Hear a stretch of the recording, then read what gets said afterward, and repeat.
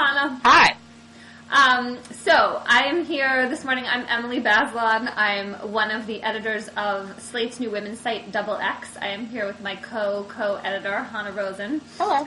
Hello. And we are going to talk about what if Hillary had been elected president. It is the 1-year anniversary of the election that, of course, Barack Obama won, and we're going to send ourselves into an imagined world of counterfactuals for a few minutes.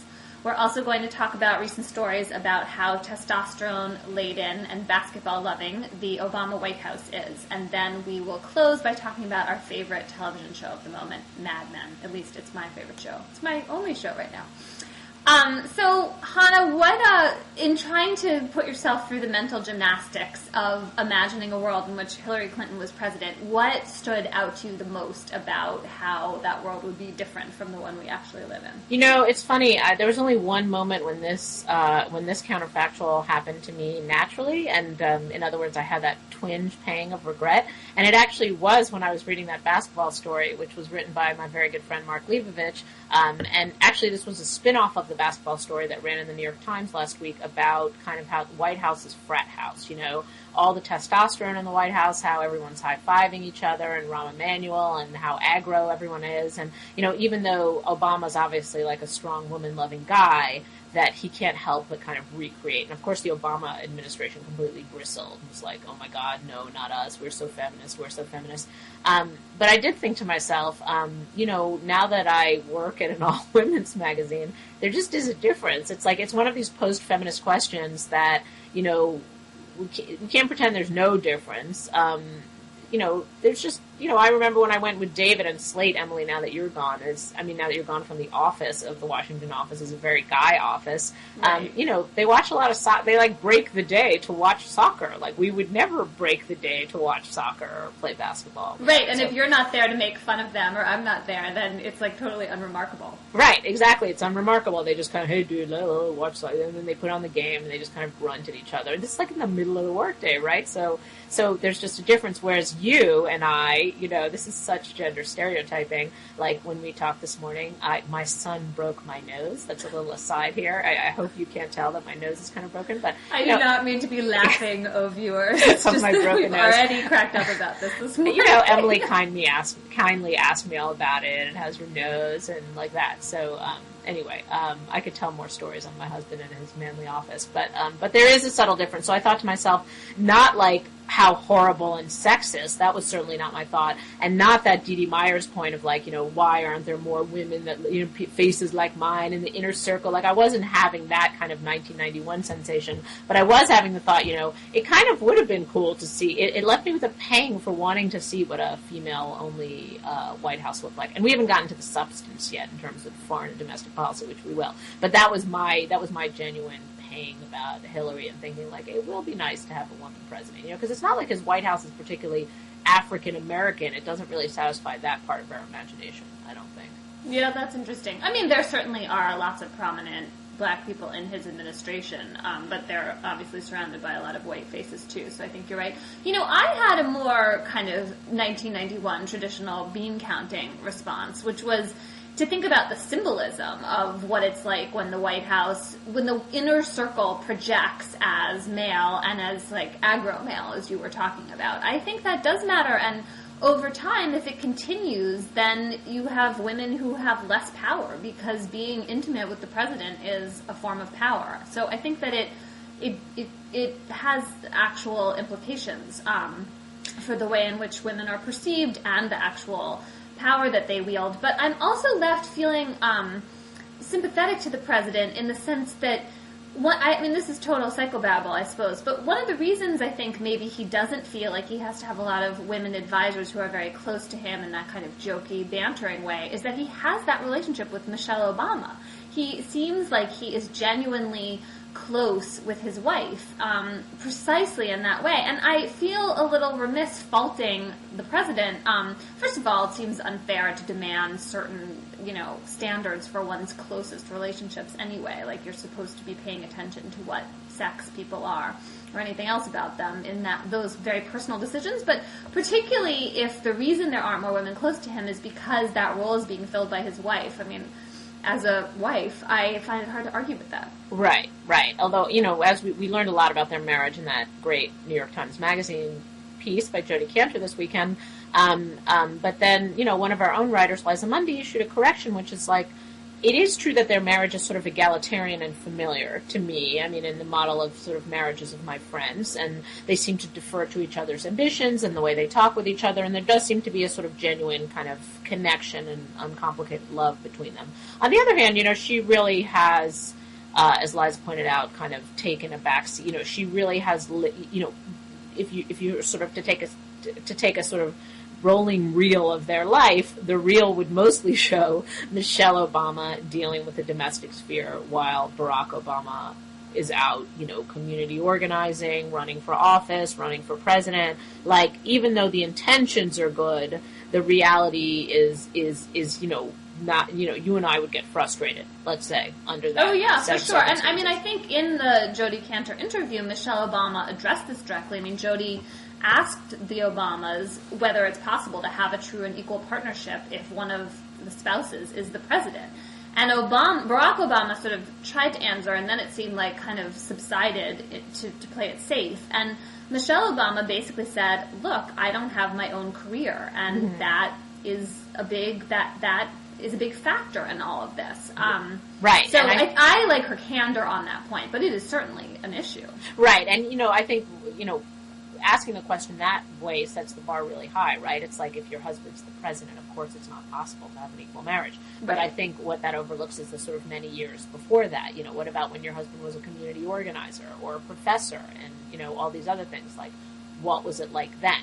So we're comparing him to other models in the White House, like the Bushes and the Clintons. So it seems, like I said, more familiar and egalitarian. They eat dinner together. He clearly loves her. They're, intellectual equals. But the practical day-to-day is not equal. But should we go back to Hillary for a moment? Yes, should let's we go talk back about to dreaming Hillary. about Hillary for a moment? Of course, I feel like we're going to talk about how much we want another woman president. It's going to be Sarah Palin. Like, that's what I realized at the end of my reverie and longing for another woman president.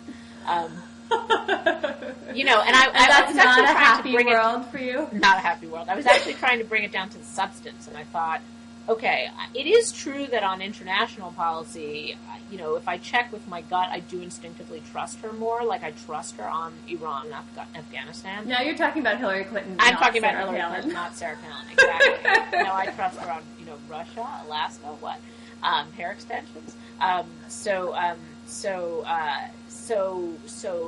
maybe that ball goes in her favor. And then in terms of domestic policy, like, clearly where she would have had a lot of interesting ideas and experience in healthcare, probably more experience with Congress. As all the profiles of her at the end of her time as a senator would say, like, the dirty little secret is that she has spent all this time kind of building bridges with Republicans and people who you wouldn't expect her to have relationships with, and that seemed to be the general consensus about her tenure as a senator. And so, that might have gone well, because you can see that the relationship between Obama and it has not gone swimmingly, right? So that would have been better, and then but then you're left with a sort of right-wing backlash, which of course is not her fault, but you can imagine would have been just insane if she had been president. So I think we probably would have been left in the same place, kind of, in terms of domestic policy. Right. I mean, the other thing I think about domestic policy is you would obviously have a completely different inner circle, and it would have been a lot of first Clinton administration people and a much more familiar inside the Beltway presence. And Like now Rahm that Emanuel, actually, maybe, or I mean, like. Yeah, like he's not a familiar Right. inside the Beltway. Well, that's what I was going to say, was that, when Obama was elected and we were expecting this new wave of people to come in, that seemed like a more radical difference than it actually seems to me now that we do have Rahm Emanuel as chief of staff. Although, Right.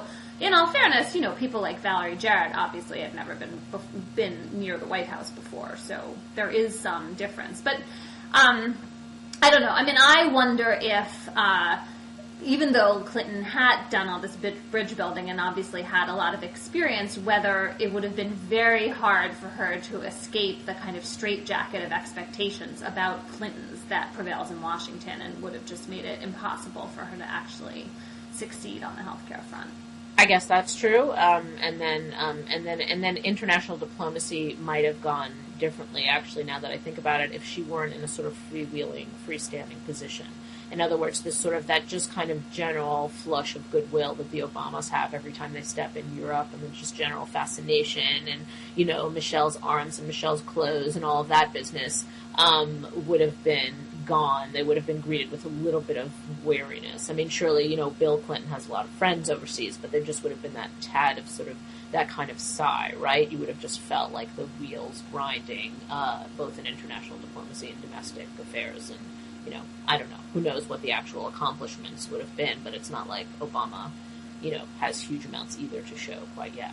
Well, that's fair. That's true. But I also think, for example, in Afghanistan, that Obama's approach has been very ruminative. He is thinking his way through. He seems really committed to not rushing a decision. I don't think a woman president could have afforded to be seen as that slow-moving. I think she would have come out in a more forceful manner. We probably would have a troop buildup going on in Afghanistan unless she had decided to really immediately in her presidency distance herself from that counter-narrative about the Middle East and the dangers of terrorism on the globe. You know, it's funny. That's I don't know if you or somebody else said that in the discussion we had on Double X, which is running today about, you know, the various opinions on what would have happened under Hillary. I'm just thinking, you know, actually now I have become curious just from sort of a, you know, thinking about feminism perspective, what personality she would have adopted in like, would she have made herself a sort of Margaret Thatcher kind of person? Like, would she have made herself sort of tougher than tough? Like, what would have been her approach, you know? Because she spoke with such great authority during the campaign in a way, and owned those issues in a way that Obama never did, even though, you know, actually she didn't have, you know, very much experience. She had the experience of being her husband's wife, but she did kind of own those issues in a way that Obama never did and never has, and so I don't know, you know. And I wonder, you know, the other question is, I wonder what would have happened to feminism. I mean, this is a question nobody really addressed in the series of answers that we posted today, but what, you know, how that would have changed the conversation. Like, once there already is a female president kind of already engaged in these questions of kind of reputation and how a woman behaves in time of war, like, does that question just die, or are new questions raised, or has it become illegitimate to even talk about the glass ceiling or any of those things anymore? I think African Americans have faced these questions, right? I mean, there's been this backlash against complaining about the high rate of poverty among African Americans, all the discrimination they still face, because the feeling is, well, you got your boy wonder president, so everything must be totally great in your community, which of course is ridiculous. And I think women would have faced that same conundrum. I think on the front of having a female president who's also obviously commander-in-chief, it would have changed the conversation. We would take for granted pretty quickly that you can have a woman in that role. But I also think there would have been pressure on Hillary to be tough in a kind of traditional way for exactly those reasons, because if you're going to have a woman in that position, you want her to be as close to the, you know, tough as nails male model as possible. It's just easier. Right. Or at least you know that she'll be criticized if she's not. Right. Although that hasn't spared Obama, I have to say. I mean, he's fallen into a different trap, which is like the ruminating, you know, president, you know, the sort of academic rumination, you know, sort of that's hanging over his head in the way that femaleness would have been hanging over her head. That's true. I wonder if we would have sort of kept analyzing her, you know, outfits and her hair, or if that phase of the Hillary analysis was over. I think it's funny that you mentioned that, because when I was imagining her for this exchange we had on Double X, I, in my first line of my entry, wrote about her wearing a pantsuit and kind of wondered what color it would have been. And someone immediately wrote in to say, oh, it was so bitchy of you to start with the pantsuit. But I didn't mean it in that way. I was just literally thinking about her standing up and giving an acceptance speech, and how, you know, instead of wearing a dark man's suit, she would have been wearing one of her trademark outfits. I kind of liked that idea. I think we would still be talking about it. It'd be fun. Although I have to say, I like having the kind of American I like living through the sort of Jackie O moment, you know? It's just sort of... Jackie O goes to J. Crew moment? No, I'm saying in the Michelle Obama way. I like living through having a sort of, you know, minor fashion icon in the White House, you know, in the sense of the White House being a little bit cool, just as a resident of Washington. This is not a big point. This is just like, this is pleasing in a kind of minor way. To have. Because you denizens of Washington always wish that you were cooler than you are. Exactly. Now you're getting a chance. Exactly. I mean, like when I did our home, I wrote about this, but when I did our home exchange this summer, like, everybody wanted to come to Washington, and everybody, do the Obamas live near your house, and would we see the Obamas? And so and you were doing a home exchange with the Europeans, exactly, right? You were particularly prone to this. Exactly. So, with Hillary Clinton, it would have been like, oh, the red pantsuits. We don't want to see the red pantsuit. What is her jogging outfit? Is it purple? So. All right. Well, so it was good for your home exchange exactly, that Obama won. Now we've really got it all figured out.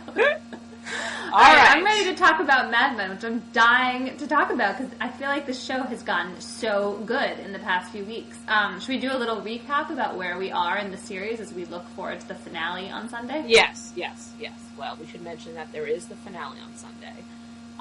And that, something dramatic happened last week, which there was a lot of discussion about whether they were going to show this moment or not. And that moment, if you can guess, is the Kennedy assassination. And so, it's just a thing they would have to handle delicately because it would sort of, they've been inching their way into the 60s, sort of from the early 60s into the kind of mid-late 60s throughout the show. And that would be just like a watershed moment, obviously. Like, everything has to change kind of on the personal and the political front on the show when that happens. And so they did do it. And they did it, I thought it was really, really great. I mean, in the way that they kind of interwove both the personal and the political and the cultural kind of from the smallest questions of kind of how people watch TV in that age and how it changed to the kind of questions of all these personal kind of crises that have been building up just kind of exploded over the Kennedy assassination, which could be kind of as a narrative trick. Very phony, but in fact, because we all lived through 9/11, seemed completely organic because in fact, as many 9/11 novels and kind of, art stories and relationships and personal testimonies, those are moments in which you kind of come to terms with, like, where you want to live, who you love, who you don't love. There's all these stories after 9/11 of people either coming together or getting divorced. And so, to me anyway, I don't know about you, Emily, the kind of resolving of various personal dynamics around the question of the Kennedy assassination seemed very, very well handled.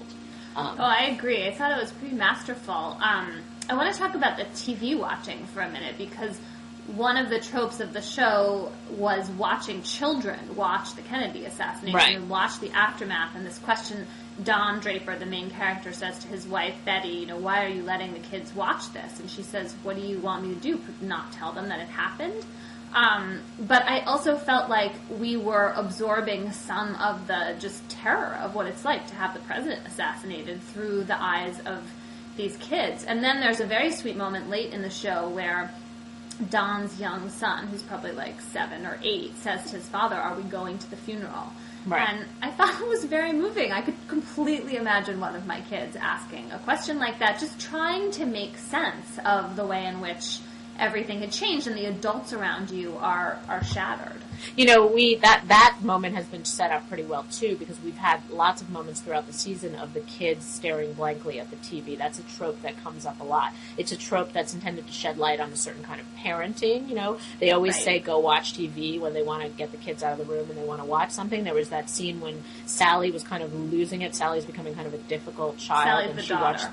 watched, Sally's the daughter, sorry. And she watched okay. the monk set himself on fire on TV when nobody was paying attention, and that's when things got really, really, really weird. And in this episode, it kind of got weird and normalized at the same time and suddenly felt very modern, because what it's about is the breakdown of kind of surfaces and hiding things from your children and hiding things from each other.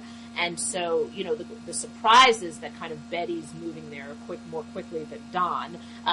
She's had this affair, and in this episode... She had an affair last season, like a really quick affair. But right, now but now she's having a budding affair. Right? She's having this budding affair, I guess. I mean, it's an affair, right? She kissed him, so... when you think a kiss is enough for an affair? We could discuss that, we could discuss that for a while. She's having a freaking affair. What should we call it? Like You're not supposed to kiss people. No, because emotional husband. affair is like when you didn't kiss him, right?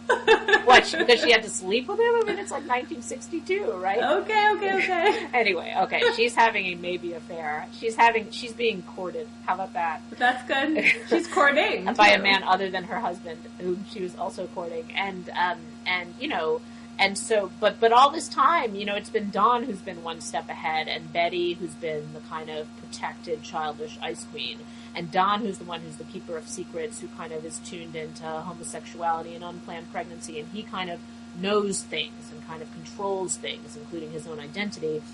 But in this episode, it all got kind of turned, and Betty became the person who sort of fast-forwarded into the new age. She's like, suddenly, why is it okay to let the kids watch the Kennedy assassination? Because we don't keep secrets anymore. Like, it's fine, right? You don't have to protect everyone from everything, because she is now at this moment, just told her husband she doesn't love him. She didn't feel anything when he kissed her, and she wants to leave him, we assume, is the next step.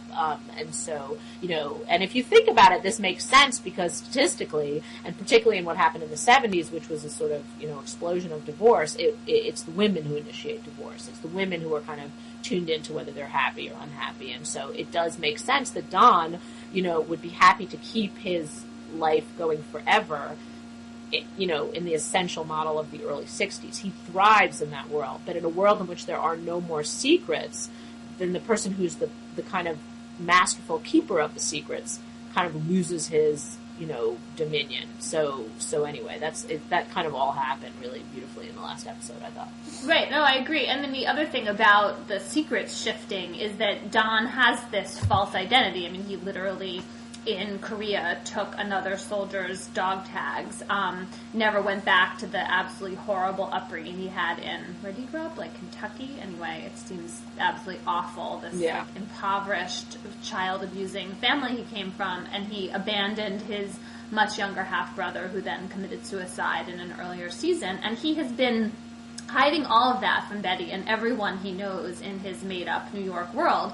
Betty discovered these secrets a couple of weeks ago, and suddenly the power dynamic between them completely altered. And Joshua Hamm, the actor who plays Don Draper, I thought, conveyed this in a way that really surprised me. I mean, we've enjoyed watching his total shellacked veneer for 2.5 seasons. He is just like, always has it together. He is in command. And suddenly he is not that way at all anymore. And I felt like his eyes really changed. Like, you can see the whites of his eyes. You can see the fear in them. He looks like sort of haggard and dog-eyed around Betty, who now knows the truth about him.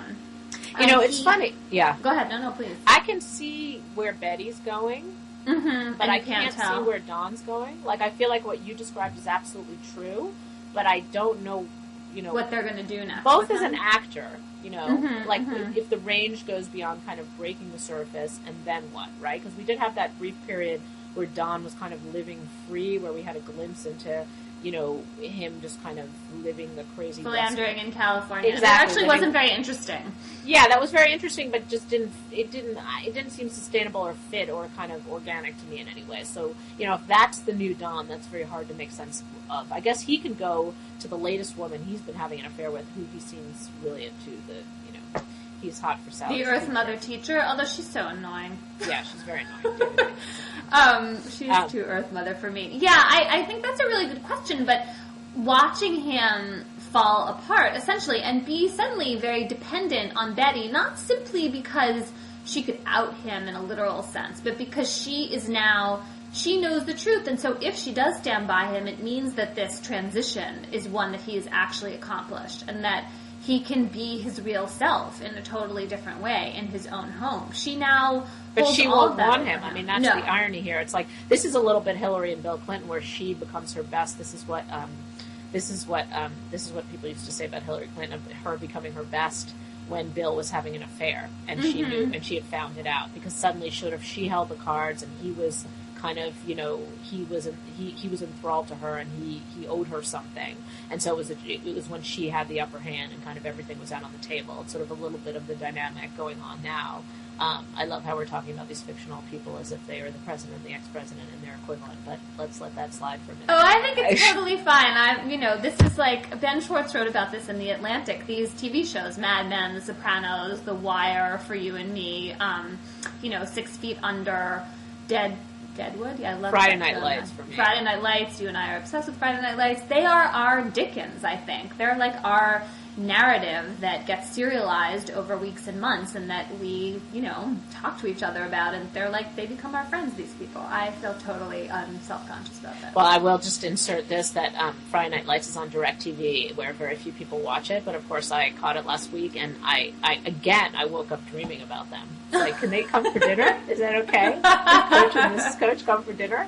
Just so embarrassing. I have no DirecTV. We'll be waiting for NBC, but can't wait for that show to come back. And in the meantime, I'm really curious about what note Mad Men chooses to end on this coming Sunday. We know we get to look forward to a couple of new seasons, and I think, as you started out by saying, the whole narrative arc this season has been about things falling apart, about how the 60s explodes all these conventions, the mid-60s, the late 60s, that we've seen so dearly held by not just Don and Betty, but characters like Peggy, who's the secretary turned ad copywriter, and Pete and Trudy Campbell, this very privileged couple who have seemed like miserable, spoiled brats, but now, maybe are on the verge of some slightly different shift in existence. Yeah, and I will confess that I actually was not looking forward to this moment. I actually thought that the whole show's